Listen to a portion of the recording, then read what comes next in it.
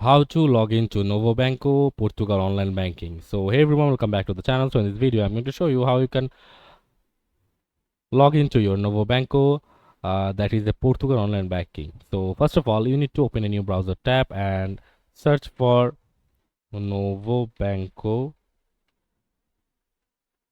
here, and as you can see, novobanco.pt is the main website of them, and you just simply click on English to understand the languages from here.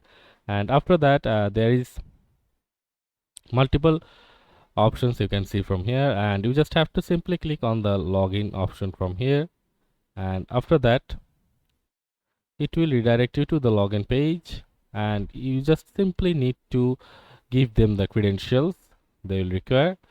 As you can see, the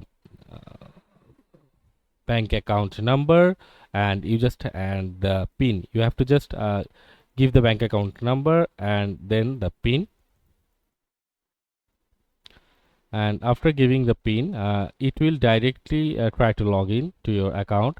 As long as I have no account here and it's a demo video, so it didn't show the login dashboard from there. So that's it for this video. See you on the next one.